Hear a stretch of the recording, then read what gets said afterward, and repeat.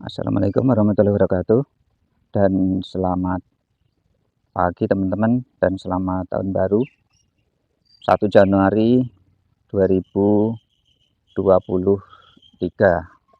Ketemu lagi dengan Raihani Channel.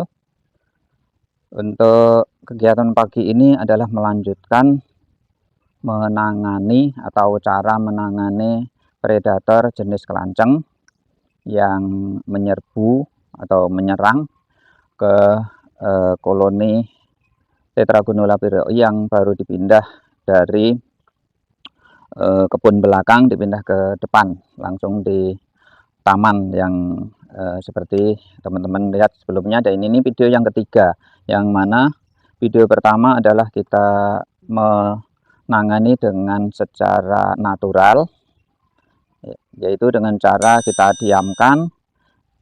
Kita berharap akhirnya siapa yang menang dan yang kalah itu tidak bisa kita hindarkan karena itu hukum alam. Ternyata berjalan 3 hari, akhirnya kami buat video yang bagian kedua. Itu tidak ada penyelesaian, mereka masih saling menyerang.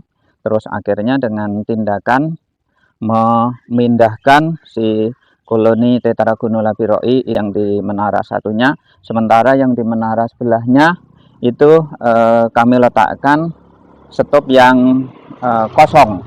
Jadi kondisinya kosong, kita letakkan di situ. Nah, sekarang kita akan evaluasi. Yang tujuan pertama penanganan tentunya adalah menyelamatkan koloni. Jadi koloni yang kita pelihara. Terus berikutnya lagi yang kedua, sebisa mungkin juga menyelamatkan koloni sebagai predator, karena sifat predator ini adalah si jenis kelanceng juga. Kalau jenisnya yang lain mungkin seperti tawon yang membahayakan untuk kita misalkan, atau mungkin lalat atau predator yang lain, mungkin bisa kita basmi, lakukan pembasmian dengan cara tentunya ya menggunakan secara natural. Yang pagi ini adalah video yang ketiga teman-teman. Jadi kita akan mengecek apakah si Tetragonula piroi ini sukses. Terus selanjutnya lagi predator itu juga dia bisa menjadi jinak. Itu kira-kira.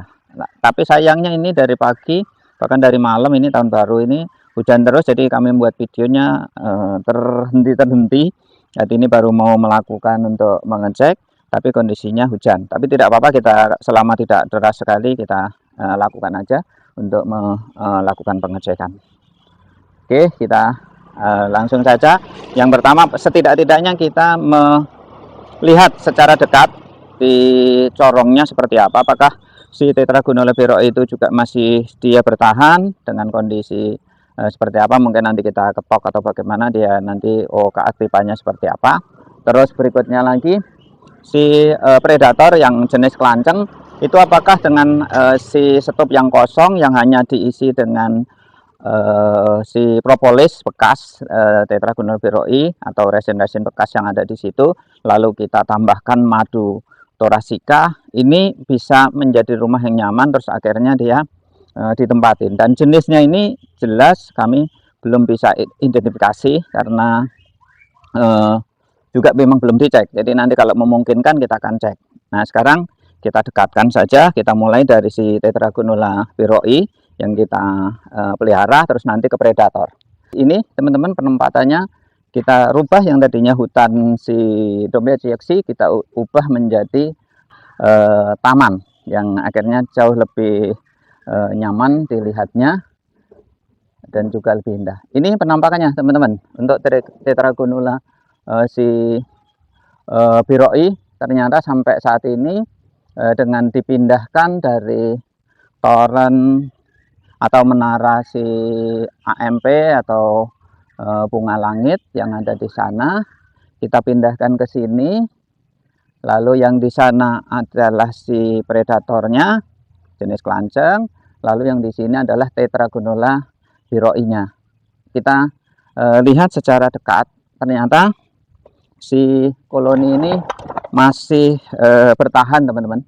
Jadi masih terus dia bertahan, bahkan ini corongnya juga sudah mulai membentuk dengan baik. Teman-teman bisa lihat ya, itu juga koloninya tetap aktif di sekeliling. Nah, itu seperti ini.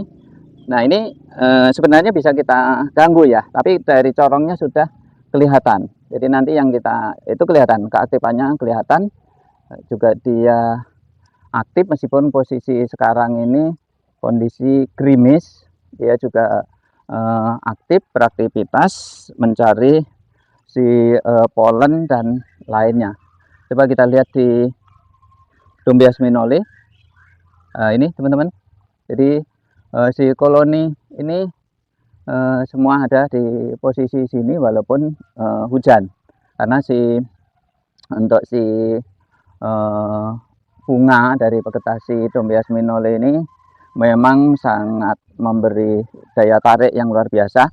Apakah itu dari warna atau mungkin dari aroma, kami belum tahu, tapi yang jelas seperti itu. Sekarang kita lihat di sisi predator. Jadi yang semula ini hanya stop atau kotak kosong, lalu kita letakkan di sini karena di sini terjadi boleh dibilang pertempuran hebat antara si predator atau si penyerang yang jenisnya adalah kelanceng. Hanya saja kami tidak tahu apakah ini biroi, Tetragona biroi, atau jenis yang lain, entah itu si lepisep atau jenis yang lainnya. Yang jelas saat ini kotak yang kosong ini berisi.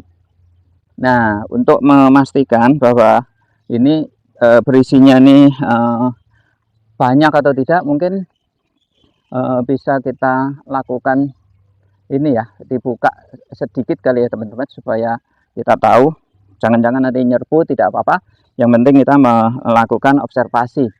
Jadi mudah-mudahan ini bisa menghasilkan sesuatu yang kalau teman-teman lihat, ini tentunya menjadi suatu keberuntungan nanti kalau ini koloni ini bisa produktif. Setidak-tidaknya si koloni ini tidak menjadi predator. Tapi yang terpenting ilmu yang bisa kita ambil dari sini adalah bagaimana cara melakukan penanganan si predator ini dengan cara yang kita gunakan secara natural. Jadi secara mengikuti hukum alam yang ada. Bahkan di sini jauh lebih baik karena di dalam penanganan ini kita mempertahankan si predator itu tidak terjadi, baik predator maupun yang diserang itu kita pertahankan. Kalau ada di hutan kan tidak bisa, karena si predator itu dia selalu menyerang. Terus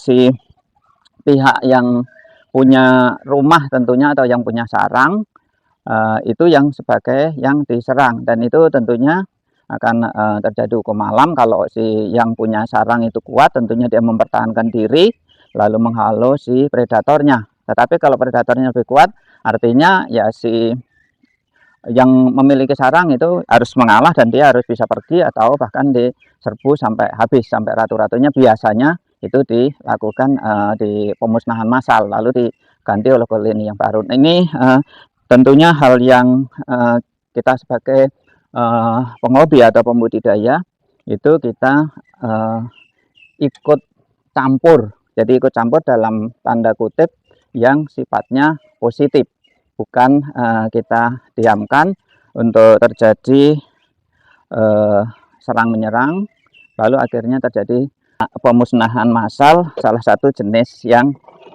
kalah. Nah, kita sambil amatin aktivitasnya dulu, seberapa jauh frekuensi untuk aktivitasnya.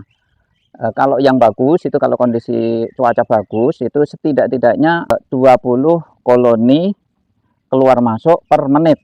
Jenis-jenis yang Tetragonula itu kalau musim hujan dia tidak mau keluar, dia beda dengan si Thoracica. Baik, kita lihat ya untuk melihat si kebanyakannya atau kekuatan dari koloni. Mungkin bisa kita ketok atau kita buka. Ya, kita buka. Wah, sayang kita nggak bisa itu. Kita nggak bisa kita intip ya. Kita coba ya. Tahu ini kelihatan tidak ini teman-teman. Jangan-jangan cuma ada beberapa ekor aja. Aduh. Wah. nih ya. Oke, kita buka. Lalu wah, cukup banyak nih teman-teman. Wah, ini hujan nih teman-teman, jadi segera kami tutup, takutnya nanti terjadi jamur. Kita tali lagi. Wah, ini kalau ngelihat ini karakternya teman-teman, ini sepertinya biroi. Tetragonal biroi kan ini leher digigit ini. Jadi belum lepas. Oke. Saya tunjukkan nih. Jadi nih ya. Jadi ini artinya ini kemungkinan besar si Tetragonal biroi, karena kalau pengalaman kami, kalau lepiset itu tidak menggigit dan dia biasanya ya sudah dia pergi seperti itu aja, dan gerakannya juga tidak selincah itu. Awalnya kami menduga itu si lepiset, tapi ya tentu ini butuh pengamatan lebih lanjut, apakah ini nanti bisa bertahan karena memang tidak ada ratu, lalu ini datang dengan koloni pekerja semua, kita tidak tahu. Jadi semua itu tentunya proses yang menentukan adalah alam, ya tentunya semuanya kehendak Allah, tapi secara ilmiahnya itu proses secara alami. Sekian, terima kasih. Wassalamualaikum warahmatullahi wabarakatuh.